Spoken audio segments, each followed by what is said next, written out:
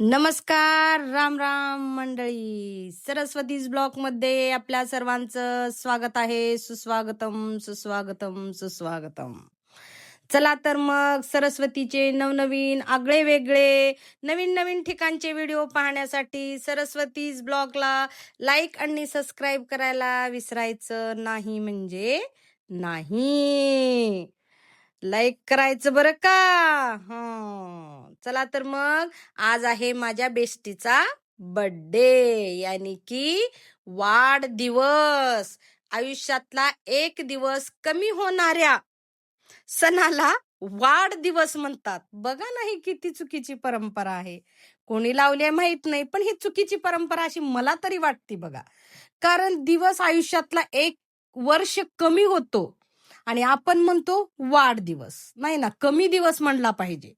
तर मग चला, आता अशा प्रकारे आम्ही सुंदरपैकी मायलेकरांनी केक घेतलो आहोत. केक घेऊन आम्हाला जायचंय बेस्टीच्या घरी. तर आलो आम्ही आमच्या हिरोईन कड. आता बर्थडे गर्लचं घर तर खूप सुंदर सजवलेलं दिसायलंय मंडळी. बर्थडे गर्ल कुठे दिसत नाहीये.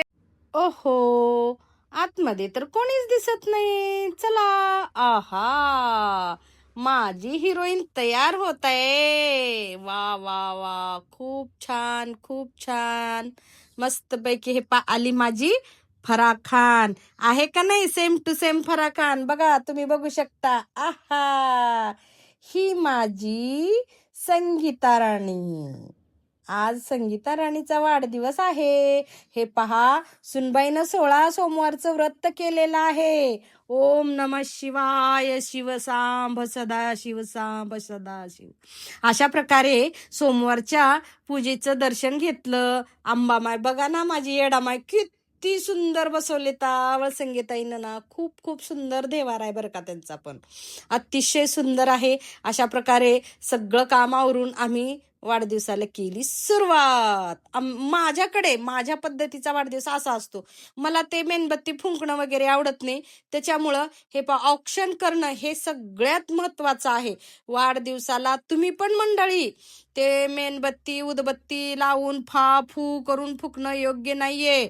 ऑप्शन करणं महत्वाचं आहे. चला तर मग, happy birthday to you dear bestie. बार बार दिन ये आए, बार बार दिन ये आए, बार बार दिन ये आए, तू जिए हजारों साल, ये मेरी है आरज़ू. Happy birthday to you, happy birthday to you. चला तर मग, आता झाला वाढदिवस करून आम्ही आलो. कुठं आलो ओळखा बरं मंडळी? आलं ना लक्षात? मी कुठं आले?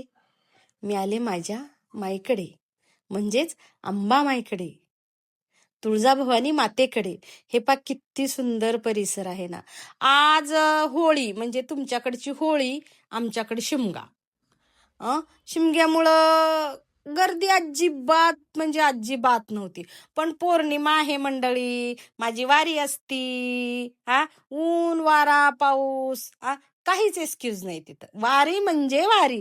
हे पहा ना, किती भारी भक्कम माझ्या माईचं महाद्वार आहे. छत्रपतीच्या पप्पांच्या नावानी हे महाद्वार बांधलेलं आहे. छत्रपती किती सुंदर महाद्वार आहे ना. राजे शहाजी महाराजांच्या नावाने हे महाद्वार बांधलेलं आहे. खूप आणि खूप माझ्या राजांसारखं भारी भक्कम द्वार आहे बघा. आतमध्ये आलो द्वारामधून. इथं पहिले वक्रतुंडाचं दर्शन घेऊन आता खाली उतरत आहोत. आमच्या सोबत लेकरं आहेत. वळसंगीताईचे 2 नातू, सुनबाई, मी, यश. अशा प्रकारे आम्ही सगळे मिळून आलेलो आहो अंबामाईच्या दर्शनाला. आज माझ्या माईचं रूप काही वेगळंच होतं बघा. हे पहा, आम्ही होमाचं दर्शन घेतलो. दर्शन घेत असताना हे पहा, एवढी आगाव नात आहे ना वळसंगीताईची, त्या तेलाची बॉटल घेतली. लय लेकरं आगाव बरं का मंडळी. मग तिथून आम्ही प्रदक्षिणा घालायला सुरुवात केली मायलेकरानं. हे पहा, प्रत्येक देवाचं दर्शन घेतलं मंदिरामधल्या. अतिशय प्रेमाने, मनोभावे, अंतकरणातून एक प्रदक्षिणा झाली आमची. कुठं जायची सुद्धा गरज नाही हो. अंबामाईच्या दरबारामध्ये सगळे देव विराजमान केलेले आहेत. हे पहा, बघू शकता तुम्ही. अतिशय सुंदर ही माझ्या माईची पादुका. असं वाटतंय की मायच उभा टाकली आहे इथं. ये बाळा ये म्हणत. हा, बघा ना तुम्ही. मला तर असं वाटते की माझी आई महिनाभर वाट बघते माझी दर पौर्णिमेला. असं मला सकाळपासूनच म्हणजे माझ्या जीवाला हुरहुर लागते की चला आता आई तुळजाभवानी वाट पाहत असेल आपली. खरंच हो, वाट पाहते तिनं, मला बोलते, माझ्याशी गप्पा मारते. तिथून आलो आम्ही पिंपळाच्या झाडाखाली. माझं बसण्याचं ठिकाण आहे बघा. पिंपळाच्या झाडाखाली मी 2 मिनिट बसून अंबामाईशी चर्चा करते, बोलते. पण आज होळी होती. हे पा माईच्या दरबारात सुद्धा होळी मांडलेली आहे बघा. किती सुंदर होळी. कोणी गौऱ्या, कोणी नारळ टाकून अशा प्रकारे माईच्या पायरीवर बसले. स्तब्ध निशब्द झालं मन. शांत समाधान. जणू काय हृदयामध्ये बर्फाचा गोळा ठेवल्यासारखं शांत आणि एकदम प्लेन मन झालं. आणि मी माझ्या माईशी बोलू लागले. महिनाभराचे सुख दुःख परेशानी प्रॉब्लेम सगळं मी तिला सांगत असते हो. काय कोणास ठाऊक मला तिला बोलावं वाटते, मी भांडावं वाटते माझ्या माईला. असं झालं तसं झालं, त्यांनी असं केलं, हे ना असं केलं, हे असं झालं. मी खूप माझ्या माईशी गप्पा मारून आता आम्ही निघालो पहा. हळूहळू पायऱ्या चढत वरती आलो. आता बहुतेक मंदिराचं बांधकाम नव्याने चालू केलेत वाटतं. खूप पाडापाडी झाली आहे मंदिरामध्ये. अशा प्रकारे वरी आलो. वरती आल्याच्या नंतर फुगेवाला एक छोटासा बालक उभा टाकलेला होता, खूप छान फुगे घेऊन. पण काय करणार हो, माझ्याकडे लहान लेकरच नाहीयेत. आणि हिला वळसंगीताईच्या नातीला घ्यावं म्हणलं, शिवांशीला फुगा घे म्हणलं तर नको आजी म्हणली. म्हणून मग आम्ही पुढे आलो. पुढे आल्याच्या नंतर माझ्या गाडीचं ना किचन हरवलं होतं. किचन हरवलं म्हणून किचन घ्यायला थांबलो आम्ही. तर इथं इतकं सुंदर माताराणी आणि माझे राजे छत्रपती एका साईडनं अंबामाय असलेलं सुंदर असं किचन घेतले मी दादांकडून. त्या किचन घेऊन आम्ही निघालो. निघाल्याच्या नंतर हे पा रस्त्यामध्ये माताराणीच्या दुकानामध्ये किती अप्रतिम प्रतिमा अंबामाईची खूप सुंदर सजवलेल्या होत्या. बघत बघत आम्ही निघालो एडामाईकडे. एडामाईच्या रस्त्यानं आम्ही ना उस्मानाबाद हायवेला सुंदर म्हणलं चला फार बोर झालंय, चहा पिऊन घेऊया.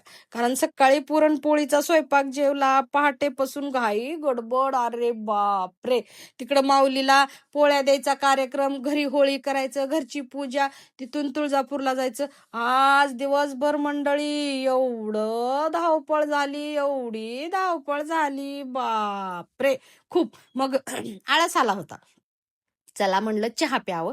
मग आम्ही बसलो चहा प्यायला. खूप सुंदर, अति सुंदर चहा होता, गुळाचा होता. पण दादानी जरा गोड केलता. आम्हाला चहा जरा सप्पक लागतो, तरी पण छान होता. आता प्रवासात नाही मामुशे नकटा मामू आजच्याच बोलणं पडताय ना. चलो म्हणलं चहा पिलं. चहा पिऊन आलो बघा. आता आम्ही बघा ओळखा बरं आम्ही कुठं आलो. ओळखा, माझ्या येडामाईच्या दरबारात. अतिशय सुंदर असं महाद्वार माझ्या माईचं. बघा ना किती सुंदर. इकडून इकडून दुकाने, दोन्ही साईडनी दुकाने, आतमधून रस्ता. खूप सुंदर मनमोहक असं मंदिर आहे माझ्या येडेश्वरीचं. पायरीचं दर्शन घेतला यशनी.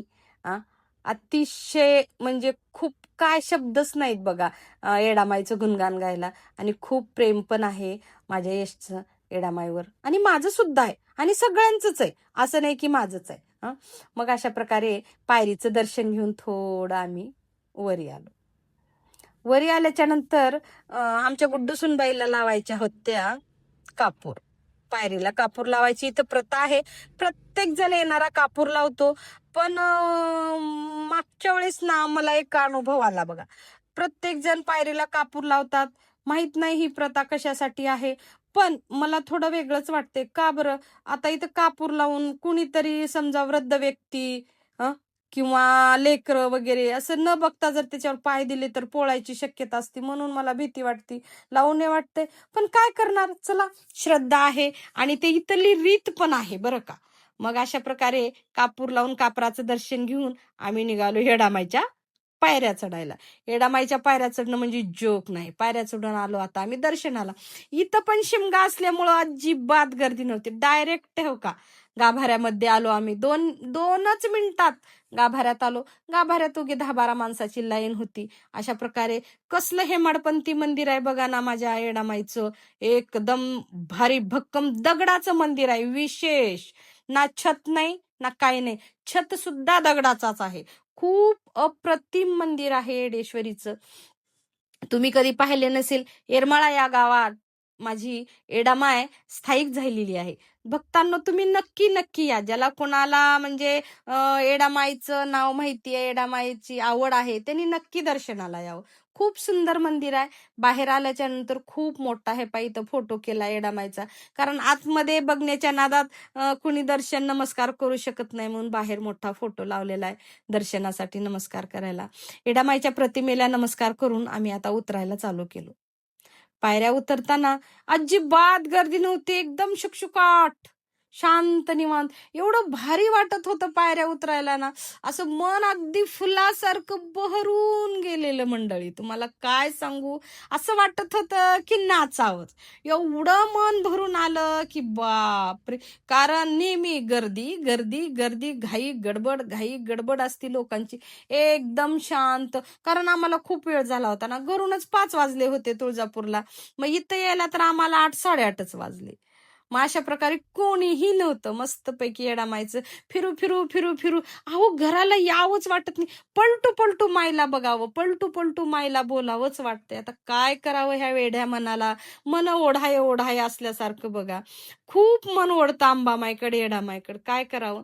तिथून दर्शन घेऊन अशा प्रकारे आम्ही बाहेर आलो आणि आता आम्हाला जायचंय लातूरला. चला तर मंडळी, मग कुठं जायचं आता?